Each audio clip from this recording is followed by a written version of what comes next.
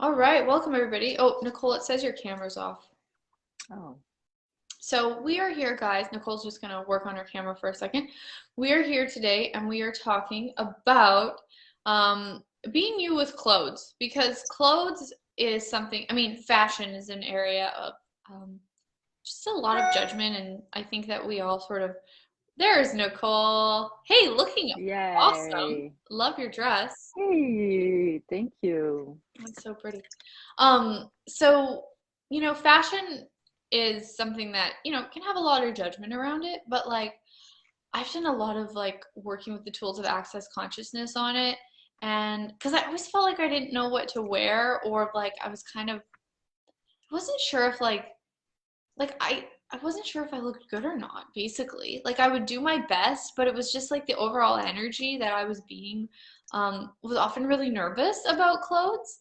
And I think that a lot of people have that, like just sort of not sure if they're the ugly duckling, or, raised in a family who maybe doesn't know how to dress, or nobody educates you on how to dress, or things like that. And my mom wanted to be a fashion designer and had a lot of fun with that stuff. But, we still lived in a rural area, and I just was not sure what was. And so I really have used Access to change that. And so Nicole is here with me today. She's actually a fashion designer and worked in the fashion industry in New York City for a long time. Full, wonderful career. And so we just wanted to have this conversation today.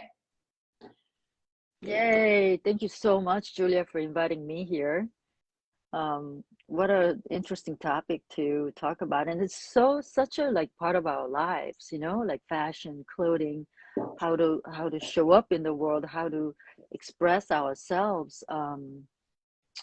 Right? Like using clothing, whether it's jewelry, whatever, like people wear or put themselves together with or adorn themselves with. Yeah. And yeah. Totally. So like we were talking last week, and we were talking about like the difference between, well, we were talking about packing actually. And packing, since I've been doing Access and since I've been doing the Marie Kondo organizing, has been way easier. And it's like my closet is so organized that I can pack in like 10 minutes for like a 10-day trip. I know where everything is. I'm just like boom, boom, boom, boom, boom, and I almost never forget anything. So that's kind of fun. And I think that's like something that not that I didn't have before. And I'm really grateful for the tools with that. But I don't know like what you see different with bodies and consciousness and using the tools. Oh, so I started noticing in my like fashion career, I worked as a design director for some, global companies. And I started noticing that some people had this ability to make clothes look very different on them. So you probably know what I'm talking about, most of you who's watching this, that, like some women would put on the same clothes, but it just looks completely different on different people. So I started noticing, oh wow, that particular dress on that person versus the other person, it just seems to be totally different. It feels different. It look different. And certain people make me want to wear that particular dress. And with on some the same dress on someone else, I was like so not interested. And then I started noticing that like even though I am designing clothes for people, wow, a lot of times it is just beyond me and my ability or my labor or my work of trying to create something for other people. It actually has a lot to do with the person who actually choose the clothing Hmm. and put it on, and their ability and capacity in engaging the molecules, communicating with molecules or whatever there is that's energetic, that they have this capacity to mold something so that they look different, the clothing look totally different. Yeah. And when I started like watching you, like we met a few years ago, and every time I see you, you had something really elegant whether you're in Costa Rica or in Houston, you travel like all over the world, but you always seem to show up in just something really simple, but at the same time very elegant. Thank you. So, I think this is how we started talking about clothing and how we choose to show up in the world. But then, okay, we travel all over the world, but then what do we choose? Because there's so many choices and options, but then our suitcase is like, it's not that big. And there's you end up taking like 10 suitcases, probably not. So like, we wanted to open up this conversation to other people as well, because, before probably the pandemic, everybody traveled like all over, and unpacking is a very important part of our travel and lives. We want to take nice things, but sometimes we don't know what to take, or we want to take too much or too little. Yeah. So, Yeah. Well, for me, it was like, and thank you for the acknowledgement about the elegance, because it was something that I really looked at it and I went, okay, if I was actually being me, how would I be, And I didn't always know the answer to that. Like I really had to search and look at like, okay, so how does like who matches the energy of something similar to my reality? Because I didn't really know what that was, you know? And I had to start learning what I liked, because aesthetics and design um, was something that was very foreign to me. And so I really had to start looking. So I would like read magazines and I'd be like, okay, I like the energy of these designers more. And at the time, it's like I wasn't gonna go out and buy, an Hermes purse or a Hermes scarf. I mean, sometimes I get, even now it's like I get different items and it's like when I go, okay, I'm gonna buy this expensive thing because it's right, then it's like it doesn't really contribute that much. But it's like if mhm. I buy something not based on the price or the label, it's like it just if it's a contribution to like my reality and to my life and to my body, it's so much more fun. And I can always tell the difference between when I ask a question and when I come to a conclusion with it. So Mhm. I um I really started to look and I went, okay, so who's someone? And I went, ah, Audrey Hepburn. Like I like that energy. Like it's to me it's clean, it's classic, it's elegant, and it just like calms me. And I think that it's really for people like the body is about calm and relaxation and like joy and happiness. And so it's like if you have that sort of calm and that sense of relaxation when you're dressing or when you're in your closet, that's really, I think that people have this idea that if they were really being them, that they would have like all Gucci and Prada, you know what I mean? Or something like some version of that. But it's like for Mhm. me, it's like I was looking at my counter yesterday and I was at an estate sale yesterday. I help a lady who does estate sales here, and it's so much fun because I get to go help her. I help her stage all the estate sales, and so I get first Mhm. pick of everything wonderful. And she is so much fun, and we have so much fun working together. So yesterday we were staging an estate sale, and I got this Wedgwood piece of Wedgwood china, and Mhm. it's just this beautiful piece. And I put it on my counter next to my desk, and I had all these other like I have this really funky soap dish and like my makeup and my jewelry there, and just the way everything was laid out, I was like, oh, it gave me such relaxation. And I was like, that's my reality. It was like it matched even that energy of SOP and ESB, and like it was just so beautiful to me. And I went, wow, like there's a pocket of my reality right here, and Wait. Hold on. So I perceive something really, really great right now. So go back to the story. So you had some great things from estate sale as you were helping them on a table or something? yeah, so no, sorry. Uh-huh. So I brought home last night. So I bought this Mhm. Wedgwood piece, and Mhm. I'll post a picture of it in the comments because it's so cute. Mhm.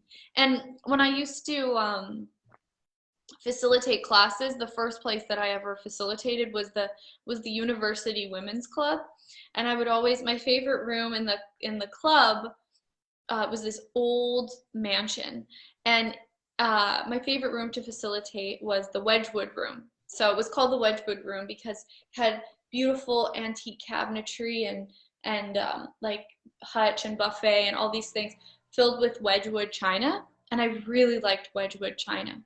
So it's like Mm, yesterday I found this beautiful, it's a box, it's a circular Wedgwood box. And hmm. I found one, and so I got it and I brought it home and I put it on my bathroom counter with all of my other things next to all of my jewelry and all of my, my toothbrushes there. And my sister bought me this gorgeous pink toothbrush for my birthday. It's like electric, and I don't like electric toothbrushes, but I was like, I want to keep it because it's so pretty. So it's like I have that and all these different things. And I just looked at my bathroom counter yesterday and I was like, it's so beautiful, And it's like that's the way that Wow. clothes should be and dressing. Because like on my bathroom counter, it's not just. I also have these Japanese. I can't even describe them. Hold on, let me just go grab one because it's gonna bother me. Yes. Oh my God, I just looked up Wedgwood China on Google. It's beautiful. All this blue and white. I don't know if they're porcelain. There's gorgeous. So many beautiful designs. So everyone who's watching, Google Wedgwood China. Wow.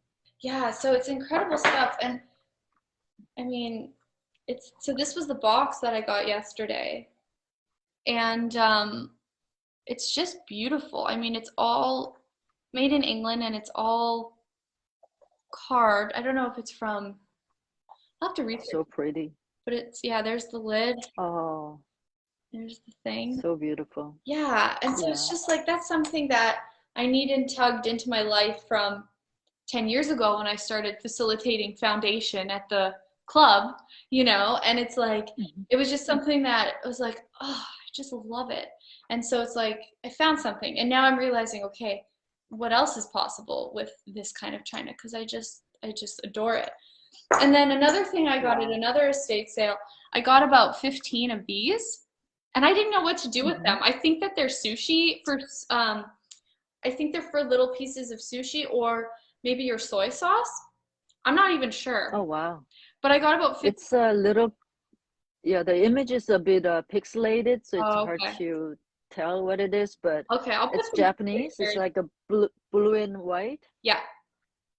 So I'll put some Oh my pictures of goodness. things. And then at another estate sale, I got this cute little soap dish on a pedestal, on a marble pedestal. Oh. And somebody made it Hmm. themselves. It's a soap dish, and then Hmm. you can see where they screwed into it and put the pedestal and then the marble bottom. And my daughter Oh, bought I see. me, she bought this huge package of Bretts, and she's like, Julia, let's share them and divide them up. So we like tried them all on and divided them all up. And so now I have a collection of eclectic Bretts that my daughter got Oh, me. wow. So all Oh, kinds of so things. cute. They're so That's fun, amazing. and they're all different. Yeah. So it's like You these are know, little things where it's like I always go out and I try to find the magical little treasures. And like a lot of you know who Gary Douglas is, and he's the founder of Access Consciousness. And so he has a very specific palette and things that he likes in antiques and jewelry. And I'm discovering mine. At first, I would go out and buy things like Gary would buy because I had no idea what I liked. And now it's like mhm. I'm always asking questions and I'm starting to attune myself to what I like because I don't think that most of us were brought up to be like empowered to find your own aesthetic reality of, with beauty and clothes. That's like the last thing that, you're designed to think about. It's like that stuff is supposed to be a waste of time and it's supposed to be um, like very judgmental or like, you know what I mean? Like that sort of sense of like, oh, I'm above all of that. That's too frivolous. Frivolous is the word I'm looking for. And it's like Mhm. having something beautiful on my bathroom is just, it just makes me go, ooh! and everything in me sings. And I think that it's something that you start to develop. And it's not about having the money necessarily, but the money will come when you start searching and reaching for that kind of beauty. You know, some people, even when they don't have money, they will choose these beautiful, ornate, incredibly like precious pieces, like Yeah. even like small, you know. Yeah. So I, since I worked in fashion for so long, like my friends, when we first started off, like we weren't making that much money, but some of my friends would choose something that made their body sing, no matter how expensive it was, like few $1,000s. Like when we were starting off our career, spending few $1,000s on a bag or like a shoes, that was just like so unimaginable Yeah. for normal people. But some people would seem to just choose and just like, so they were like, even if I skip lunch, I want to wear these shoes, or I want to have this bag or something like that. I And love it that. was like, I mean it's fun. Like when it's done from yeah. like if it's done from I have to keep up with everybody else or I'm wrong, that doesn't work. But it's like I must have that and I will create my reality even if I can't eat lunch. It's so cool. Right. It is just so cool. Like we're so young.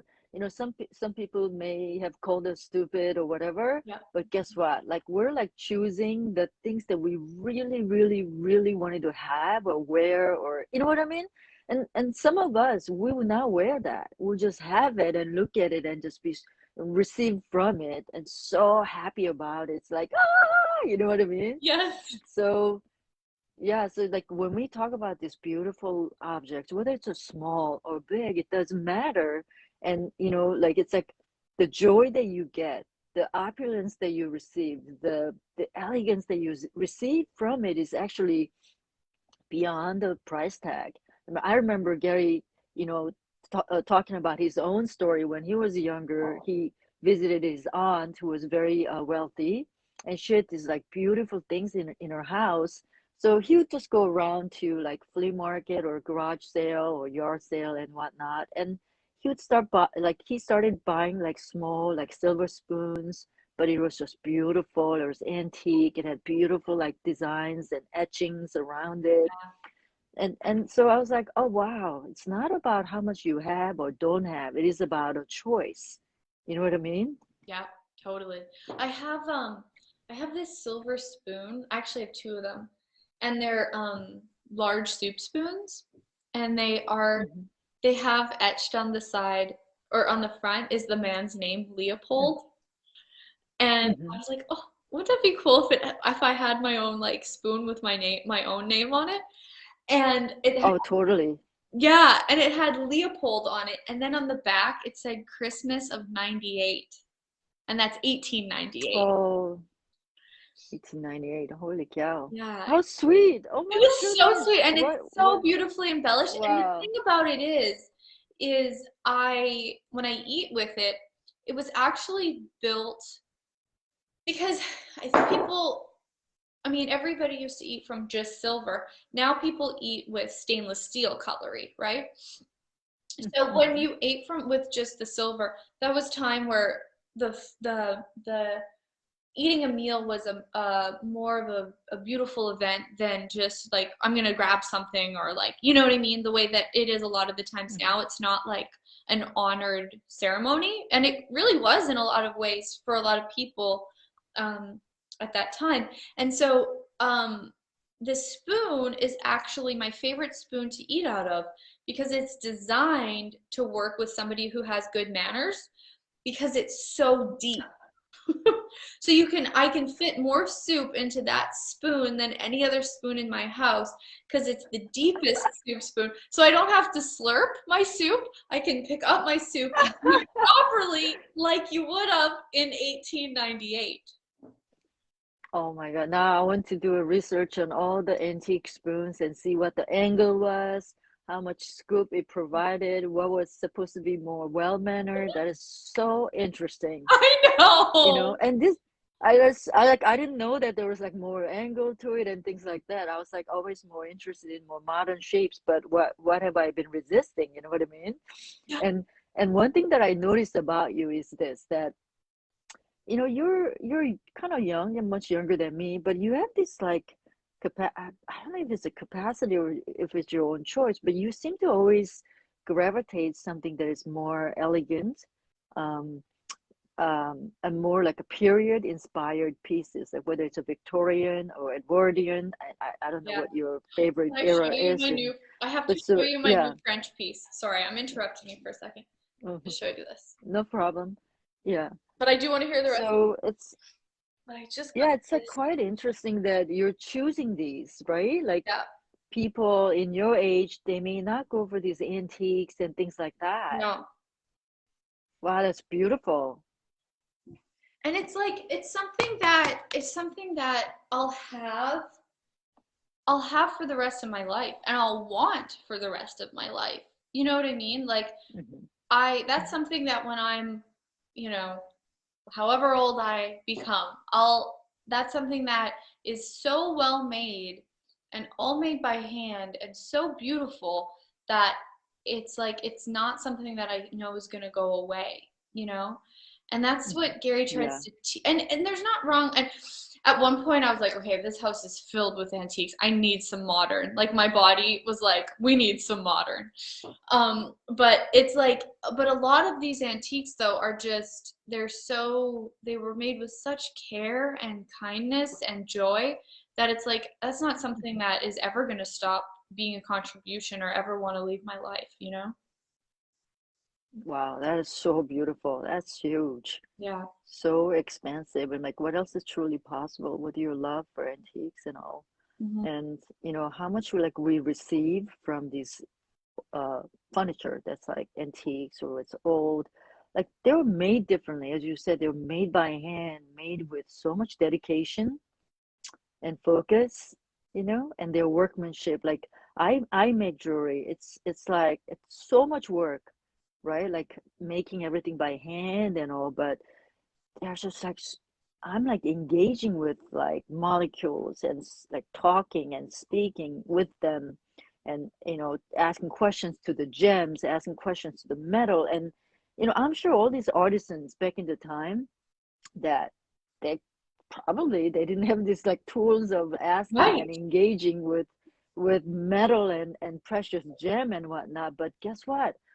Probably like they were doing that energetically. Yeah. And I have so much appreciation for this just these beautiful, like elegant pieces. And I'm asking myself, like, oh my God, what would it take for me to invite in these energies more in my life rather than always choosing something simple or modern? So yeah, so I started asking questions around that. That's so cool. That's so cool. Yeah, Yeah, it is. but it's so good. It's so good, great to see you choosing antiques, and you're sort of like starting off early. I don't know if that's an interesting point of view of mine, but Yeah. it's really inspiring to watch you and creating your life, and creating your interior design with these beautiful pieces. Thank you. It is. It's been so much Yeah, fun and it's been such a journey of learning and learning and learning to know what yeah, is for yeah, me, you know? And once I start, right. and that's really where the work is. It's not exactly, you know, talking about money too, to buy some of these things, it's like it's not so much about like working to come up with the money. It's like once I work really hard facilitating myself using the access tools and listening to the calls and reading the books and understanding who I am more. And it's like as I know my reality more, that's like then like these things show up in my life with ease. Um, Mhm. rather than having this place where I have to, you know, do it the right way, it's like I'm doing it my way. Mm, And I think that's what we all right. want to do. And Yeah. yeah, and talking about the clothes too, like your mom, I don't know if she's still doing it, but she used to design dresses and costumes, right? Yeah. And she's I still think that's so amazing too. yeah, it is. Like nowadays all the clothes are like made by giant factories and giant, corporations, and there are actually designers, like small labels that make everything by hand. Just they pay a lot of attention to details, the fiber, the fabrics, how the fabric is woven, how fabrics are knit, and even like dyeing color into the fabric. They do small batch natural dye. um, it's just Wow. like incredible to Really? watch them. Maybe Small batch with next time we could natural. talk about something like that, Yeah, that's small batch. And so my friend's mother, who used to be a lawyer, she hated it. I mean, she worked as a lawyer for many, many years, and then she retired early, and she chose to create her own life her love for life and fashion. And so she chose to offer yarns, like wool or whatever, cashmere yarns or linen yarns, but naturally dyed with organic substance. So she started doing that in Orange County in California, and it's so amazing. So she did it not for the money, but she ended up becoming very successful.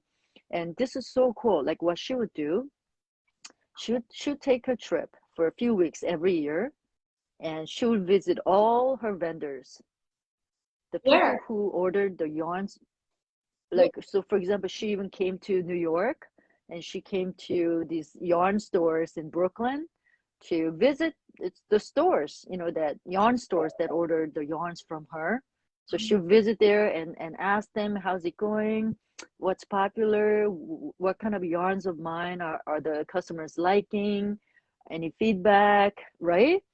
Are there any colors that they want? So she'll like jot down all the messages, right, that she got from those meetings with the vendors. She'll go back and she would create another collection of yarns She using all really the feedback. listened to what was desired. Yeah, and yeah, exactly, which is so huge. And she was so interested in hearing what's working with her customers and what's not really that great. Hmm. So energetically, she was being like, what else is possible? What can I create that will contribute greater to these people? Wow. You know what I mean? That's So so when I heard it, I was like, wow, wow, like this is a small yarn maker, you know? yeah. So I was like, wow, what if a lot of us could take on being like this, and like be willing to be curious to know what people are thinking about your product, Wow. or what you can what you are offering, and therefore you're like, wow, I'm tapping into the whispers of universe to know what else I could create or provide, or you know what I mean, using all our abilities, awareness capacities. Wow. I'm writing, Because I'm just making notes because it's so inspiring the way that she yeah, looks at things. like a lot of us are so good at so many things, and we're so aware, and we have these incredible abilities and capacities to create, choose, and create more. Yeah. But what if we could be a little more curious about what other people are thinking or wanting, or wanting to desire to receive from you? Then, oh my goodness, like, would that actually, I don't know, would that become more real for you to offer your thing rather than like randomly creating things or something? I don't know. Yeah. So I just started thinking about that, and I was like, oh wow, that's a totally different reality and energy and awareness. Yeah, it is. It is. Wow. God, Yeah. I love that. Well, maybe we can And get even together even next with week. clothing too, like, huh? I was just saying, I love this conversation. I want to get together next week and have another one. I would love to talk about like clothing too. Like, is there a different reality? Like, I worked in fashion for like 30 years designing for big companies. And is there a different reality exist? If it's not with big corporations, are there different people, artisans creating something that we could actually use and value and cherish, and just really, have them be a contribution to our life, creating more elegance, more of a gifting and receiving. Yeah, there are some clothing that I really, really love that I bought long time ago. And back then there was a lot of money for me at that time, but I still have them even after 10, 20 some years, and I still love them. Yeah. And even though I moved around so much, I haven't gotten rid of them. I when I look at them, it makes me so happy. And probably like, you or anybody who's watching this, you guys probably have something like that, or something that you inherited from your mother or your grandmother or your family, whether it's a piece of jewelry or a piece of garment or I don't know, dress or blouse. It's just like, or old napkins, like linens. Oh my goodness. Mm. I was so crazy for a while collecting old like linens and bandanas. Oh, really? That's a cool phase. Yeah, oh In my the goodness. like There's in like just so much that in the early 2000s, like I was so into bandanas, like always wearing bandanas, you know? okay, next time we're gonna show up with our bandanas. That'll be fun. Oh, We'll so do a bandana party. I totally. love all the patterns, Well, colors, the paisleys, and you always know. with the paisleys. I had tons of paisleys. Yes. All right, I'll show up with my collection. Okay, please. We should have like show and tell. It's so fun to see because Oh my God, it's let's so do fun to that. see everybody's reality. Every week we'll pick a topic like I don't know, a niche or item, or like imagine if we are like antique dealers, like antique dealer of a giant antique mall. Like those ones in Ohio or Brimfield, like giant. So which niche or item or category of product are we gonna choose and then talk about them? I don't know. That'll be really Well, fun let's too, do that. We could do art. right? Like, and it doesn't, Uh-huh. I mean, we could just show different things. Like, I don't have really, I don't know how, Oh my God, my art is like Julia, so random.